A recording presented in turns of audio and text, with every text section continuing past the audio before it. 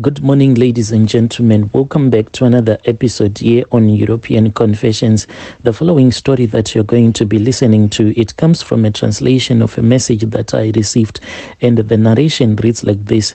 Hello, Brother Nashi, how are you? Can you please post my own story as hidden identity? My brother, my story, it goes on like this. Whenever I look at our family, it feels as if death has cursed us, because when I look at all the people that have died in the family, they have all died in December.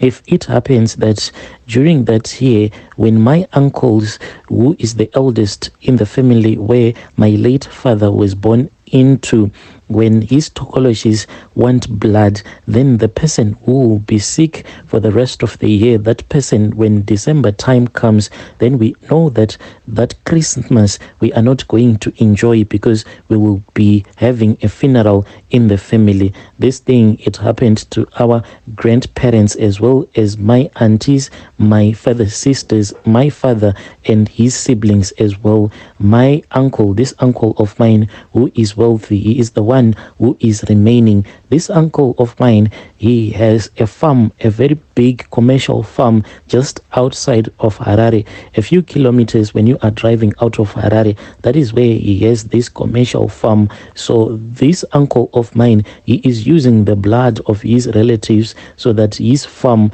can have a lot of profit, the things that he is growing there.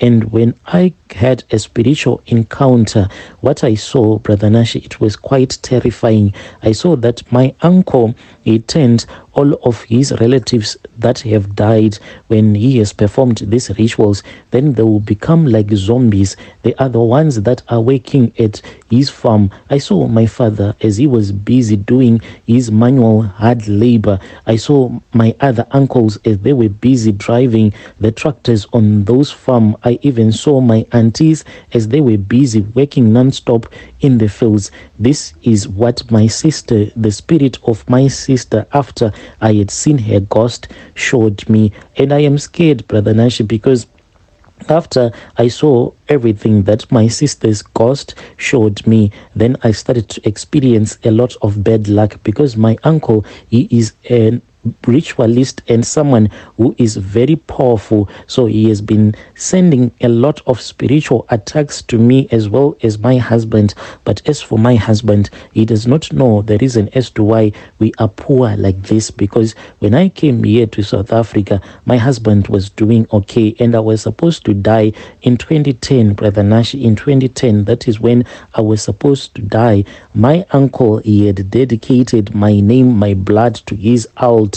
So when my husband came here to South Africa, my husband, he worked for the rest of 2010. When we were approaching the festive season, that was when he called me and he said that, my wife, I am very confused as to why you are not saying that you want to come to South Africa. Are you cheating on me there in Zim? Because how come you can be alone for the whole year, yet whenever I speak with you, you do not tell me that you miss making love to me? So when my husband said that maybe the reason as to why I was not asking for him to send me some money so that I can join with him in South Africa, and he was thinking that I was now sleeping with other men in the village, I said this thing can destroy my marriage. Once he tells his relatives, some of them, they didn't like me anyway. I then chose to get on the bus. This was before December, and God had chosen to rescue me, because I came to South Africa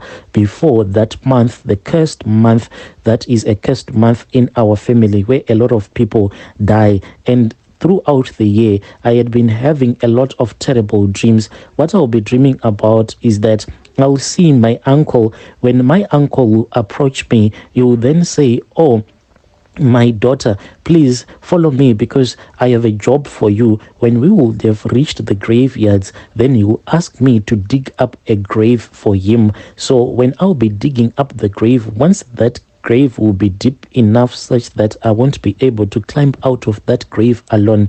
That is when my uncle will take that rope that he would have promised to give to me so that he can pull me out of that grave. He will kick it into the grave so that I won't be able to get out of the grave. These dreams, they kept on happening over and over again until my husband had called me. You see, those buses that are from Zim, some people, they say that the buses, they are always getting stuck by the side of the road, but sometimes it is not the problem of the bus, because in the bus there might be someone who will be cursed. Like at that time, this bus, it got stuck by the side of the road whilst we were on the Zim side.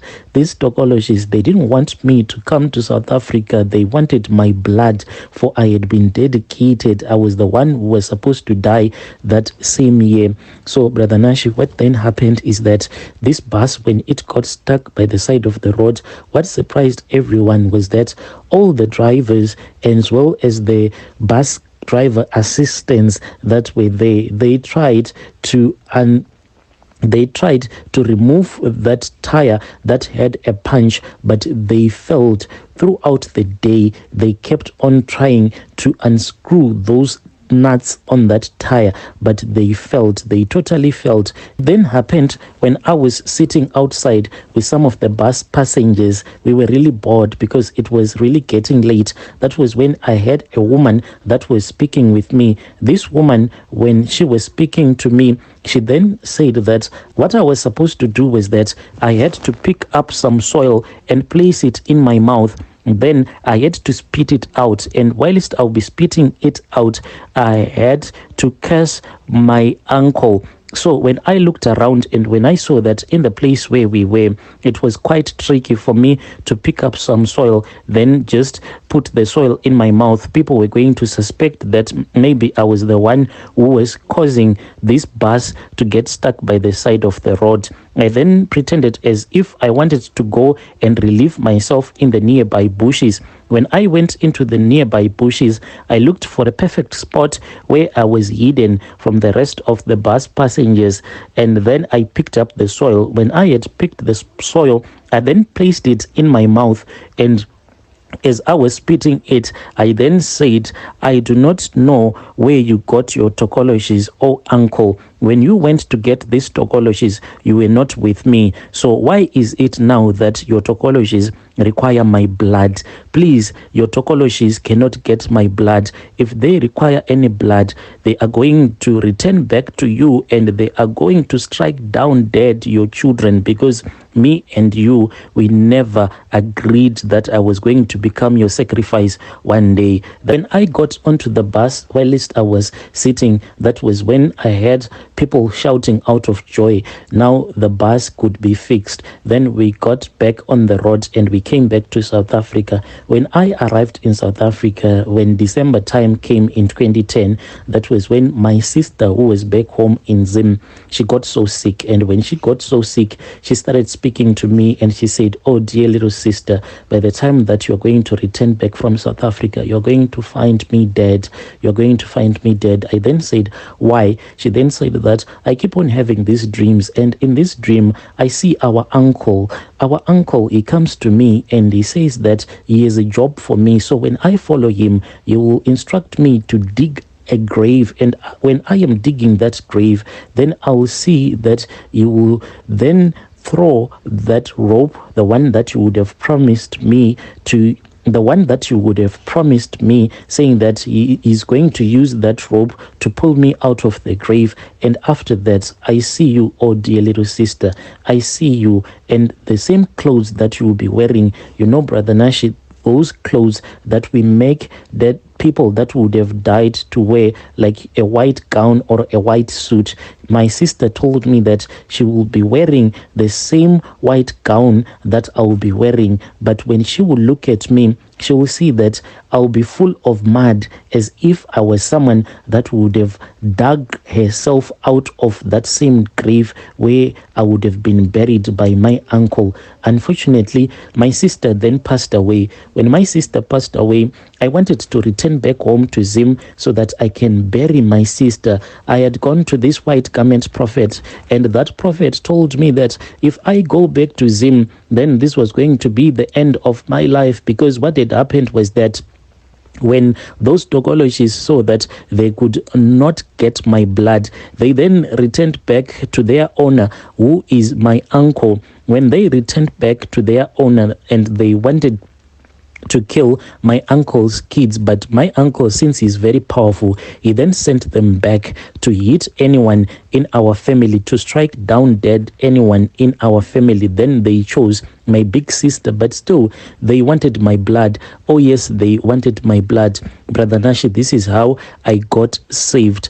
Then that prophet said that if you make a mistake to go to Zim, know that the prayers that I have given you, they are not going to assist you. I see that this December in your family, people are going to dig 2 graves, one for you and one for your sister, just like my late sister had told me. So my husband then told me that I cannot let you go to Zim because our kids, they are still too young. If you go there to bury your sister, then if you die, what am I going to do with these kids? Who is going to assist me? My husband then said that if you are very stubborn, if you want to return back to Zim, what we are going to do is that you can walk on foot until you have returned back to Zim on foot. So I knew that he didn't want me to go. So when my husband had came here to South Africa, he had found a gap in the market. What he was doing is that in the location where we are staying, a lot of people, they were now starting to build their houses. Like your people in the middle class, they were renovating their houses. What my husband was now doing is that he would hire some guys, then they will go at the place where they were getting the river sand, and then they would sell this river sand. At that time when I came to South Africa, he was making a lot of money, but the problem was that he was hiring those tipper trucks. Each and every time when you would get a load, you would have to hire a tipper truck. I then said, let us find our own. Then we started to make a lot of money. At that time, I can say that life was really great. I then returned back from work one day. I was really feeling weird and tired. So I got onto the bed and I said, let me rest just a little bit, then I'll start doing the dishes. Then I fell asleep. When I fell asleep, Brother Nashi, I then saw my sister. I saw my sister and I saw that she had a big wound on her head, as if someone had hit her head with an iron bar. This sister of mine, she then started to say, save me, oh dear little sister, save me, save me. Then I had a dream. In my dream, me and my sister, we flew from South Africa. Then we returned back to Zim, but we went straight to my uncle's farm. And when we arrived at the farm, that was when I saw that my uncle, he is not only using the blood of my late relatives on his altar that he had with the devil, but he is actually using them at his farm. People would think that he is actually having a lot of workers, but what they don't know is that his relatives, the spirits of his relatives, they work day and night. Some of them, they will be busy tending the goats, the sheep, and the cattle that are there at his farm. Some of them will be busy at the fields. Then the other ones will be busy trimming the lawn at his farmhouse, as well as another relative, another dead relative, driving a tractor non-stop. This is the demonic act that my uncle is doing. The problem that we are facing is that I tried to do some prayers so as to destroy these charms, but my uncle, he is a very powerful ritualist. He is now sending his spiritual attacks to my husband. Me and my husband, we used to have a lot of money, but now, oh now, we are suffering. We are suffering a lot because he has sent a spirit of poverty to my husband. And I am scared that if I tell my husband that this is what happened, maybe my husband is going to get angry because he had found a very good opportunity here in South Africa. But now we are just suffering. I am scared. I don't know what will my husband do to me if I inform him about this confession. He does not know that this is the spiritual encounter that I had with the ghost of my late sister. Dear listeners, right there was a message that was sent to me by one of our dear sisters, and that was the narration of that message. Strange things do happen.